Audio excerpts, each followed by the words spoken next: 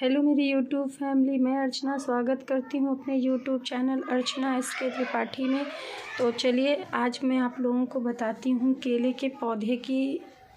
इनको हम बृहस्पति भगवान बोलते हैं, यानी कि गुरु बृहस्पति देव बोलते हैं। गुरुवार के दिन इनके लिए खास व्रत भी होता है, पूजा भी होता है, जैसा कि आप लोग जानते, पर आप लोग नहीं जानते होंगे कि बिना व्रत और पूजे से भी हमें इसका पूरा फल मिल सकता है। और उसको हम किस तरीके से करें, कैसे करें, चलिए आज मैं आप लोगों को बताती हूँ। बात ये है कि जो एक केले का पौधा आप देख रहे हैं ना, इसको आप तुलसी के आसपास रखिए। जैसे तुलसी है मेरी यहाँ और केला है, देखिए एकदम आसपास है। पर अभी ये जगह खाली है क्योंकि आज धुलाई हुई, थोड़ी सी संडे है, लेकिन ये पौधा एकदम इस तरीके से पास ही रखा है। तो आप लोग भी इस चीज़ का ध्यान रखिए, क्योंकि आज हम लोग इसको खिसका के वहाँ रख नहीं सकते हैं, क्योंकि आज संडे और संडे के दिन हम तुलसी के पौधे को नहीं छू सकते हैं। इसीलिए मम्मी धुली है यहाँ पर, तो ये थोड़ा सा स्पेस हो गया, नहीं तो एकदम सटा के रखा रहता है। तो यहाँ पे तुलसी और हरि विष्णु जो है एकदम साथ साथ ही रहते हैं, इससे उसका फल बहुत अच्छा मिलता है। तो आप लोग भी कोशिश करिएगा कि तुलसी का पौधा और केले का पौधा एक साथ ही रखें। तो चलिए आज मैं आप लोगों को ये बताती हूँ कि केले की पौधे का अगर हम व्रत नहीं भी रहते हैं, बाई दबे हम बृहस्पतिवार का व्रत नहीं भी करते हैं, तो भी हमें पूर्ण फल मिल सकता है बस इस विधि को करने से। विधि ये है कि जिस दिन बृहस्पतिवार का दिन हो, 1 लोटा आप पानी भरिए जल, और जल में आप चना, गुड़ और हल्दी अच्छे से मिलाइए और मुनक्का मिलाइए। मुनक्का की जगह किशमिश भी ले सकते हैं, नहीं में थोड़ा सा घी डालिए, घृत होता है। और तीनों चीज़ 1 लोटे में मिलाइए। अलग से डिब्बे में जो पूजा वाला डिब्बा रहता है, नहीं भी है तो आप अलग से हल्दी भी लेकर के आइए और चना की दाल, ठीक है, 2 चीज़। और फिर जैसे आप आएंगे जल चढ़ाएंगे ना, थोड़ा सा जल आचमन के लिए थोड़ा सा बचा लीजिए। और ये जो जड़ दिख रही है ना केले की, ये जो जड़ें दिख रही हैं, हमने कपड़ा बांध के रखा है, पीला कपड़ा, मतलब विष्णु भगवान के वस्त्र के रूप में। तो आप यहाँ पे जल चढ़ाइए। उसके बाद आप हल्दी लिए हैं जो, उसको ऐसे से करके जड़ में लेप लगा दीजिए। इतनी सी हल्दी, ये नहीं है कि इतना हल्दी डाल दीजिए, मतलब थोड़ा सा ऐसे ऐसे करके लेप लगाइए। फिर हाथ को साफ़ करिए, फिर पीला सिंदूर अनामिका उंगली से, और 5 बार आप सिंदूर ऐसे ऐसे करके टीकिए जड़ पे ही, और जड़ पे ही 5 बार सिंदूर। फिर उसको आप चंदन के रूप में अपने गले में और माथे में लगा सकते हैं, चाहे वो लड़का हो चाहे लड़की है। पूजा दोनों लोग कर सकते हैं, लड़का लड़की अगर पति पत्नी है दोनों करें तो भी उनका बृहस्पति बहुत मजबूत होता है ये करने से। आप व्रत रहो ना रहो, पर ये सब करने से हमारे बृहस्पति ग्रह जो है वो मजबूत होते हैं। गुरु बृहस्पति भगवान खुश भी होते हैं और गुरु की कृपा बनी रहती है हमारे जीवन में। और जिसके जीवन में गुरु की कृपा बनी हो तो फिर उसको किसी की कृपा की ज़रूरत नहीं। गुरु गोविंदो खड़े काके लागू पाए, आपने ये चौपाई ज़रूर सुनी होगी। तो गुरु का जो महत्व है वो बहुत ज़्यादा है जीवन में। गुरु का आशीर्वाद सबके ऊपर बना रहना चाहिए। तो इनको हम गुरु बृहस्पति देव ही मानते हैं। तो इसके लिए हम ये सब चीज़ कर दिए। फिर हमें घी का यहाँ पे दीपक जलाना चाहिए। धूप बत्ती, अगर धूप बत्ती नहीं भी जला रहे हैं तो दीपक तो ज़रूर ही जलाइए, ऐसे करके आरती करके दोनों जन को। और हल्दी और चने की दाल उस दिन तुलसी मैया को भी चढ़ाना है साथ में, क्योंकि वो उनकी प्रिया है, ठीक है। तो दोनों जने को साथ ही चढ़ाना है। तो चढ़ा दिया, दिया दिखाइए। और यहाँ पे बृहस्पतिवार के दिन यहाँ पे दिया, फिर आप गमले के आसपास या नीचे जहाँ भी आपको जगह समझ में आए आप दिया रख दीजिए, ठीक है।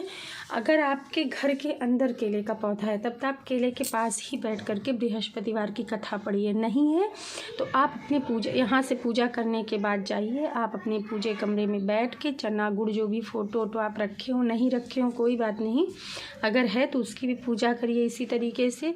हल्दी का चंदन लगाइए, सिंदूर लगाइए, प्रसाद चढ़ाइए, घी का दिया जलाइए, क्योंकि बृहस्पतिवार में कोई तिल का तेल नहीं, कोई सरसों का तेल नहीं, सिर्फ और सिर्फ घी का ही दिया जलता है। अब नहीं है आपके पास तो आप तिल का तेल जला सकते हैं, अब है ही नहीं है तो फिर क्या कर सकते हैं। लेकिन अगर संभव है तो घी का ही दिया जलाइए क्योंकि बृहस्पतिवार के दिन तेल एकदम मना ही है, चाहे वो जिस चीज़ का तेल हो। तो मैंने आपको वो ऑप्शन दिया, नहीं आप धूप जला के पूजा कर सकते हैं। तो उसके बाद आप बृहस्पति भगवान का जो है व्रत कथा पढ़िए। व्रत नहीं रहना है उसके बावजूद, रहते हैं तब तो पढ़ना ही पढ़ना है। अगर नहीं रह रहे हैं तो बिना व्रत के भी इतना फल मिल जाता है कि आपको व्रत के बराबर ही होता है। फिर आप पूरी किताब पढ़िए बृहस्पति व्रत कथा की, ठीक है। जब आप किताब पढ़ लें तो बाकायदा आप आरती करिए, चाहे यहाँ आके करिए केले के पास, चाहे आप जहाँ भगवान जी की पूजा कर रहे हैं वहीं पे कर लीजिए। और उसके बाद जो प्रसाद आप चढ़ाए रहेंगे, चना गुड़ मुनक्का, ये सारा प्रसाद अपने बच्चों को, पति को, सास ससुर का, जो भी आपके घर में जितने फैमिली मेम्बर है सब में वितरित करिए, सबको दीजिए प्रसाद। उसके बाद गुरु जैसे ही आपने आरती कर लिया, उसके बाद आप कर्पूर गौरम करुणावतारम बोल के आरती लीजिए। 3 बार नीचे जल छोड़िए, मतलब गिराइए, ओम चक्राय नमः, इंद्राय नमः, भीमाय नमः करके। इससे हमारी पूजा जो है वो सफल हो जाती है।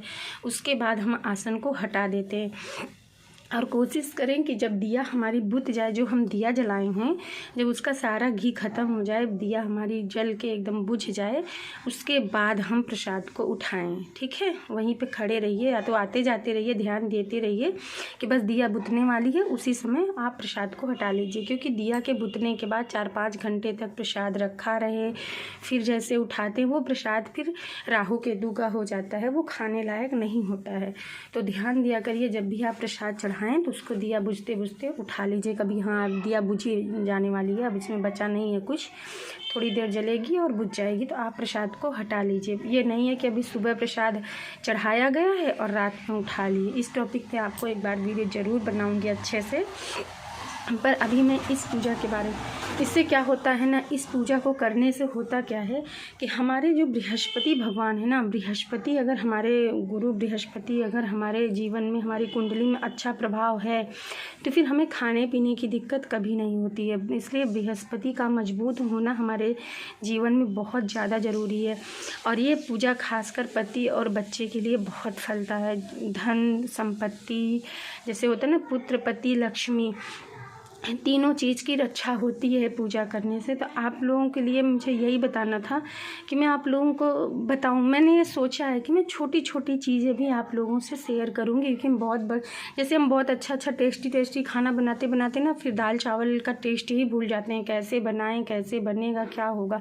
तो वही चीज़ है ना कि जब हम छोटी चीज़ों, जैसे हम जानेंगे जब तक कि हमारी डेली पूजा कैसी की जाती है, तब हम डेली पूजा अच्छे से कर पाएंगे। फिर हम उससे आगे बढ़ेंगे कि ये मंत्र, ये उपाय और ये सारी पूजा भी, ये पाठ भी करना चाहिए। देखिए पूजा पाठ ना तो कोई जोग है, ना कोई टोटका है, ना कोई उपाय है। इसको करने से हमारे जीवन में सब कुछ समुचित चलने लगता है, अच्छा चलने लगता है, हमें अंतरात्मा से शांति भी मिलती है। इसीलिए हमें पूजा पाठ अपने जीवन का, अपने एक दिन का आधा घंटा 20 मिनट निकाल लेंगे तो कुछ नहीं होगा। हम टीवी फ़ोन चलाने में बहुत टाइम वेस्ट कर देते हैं।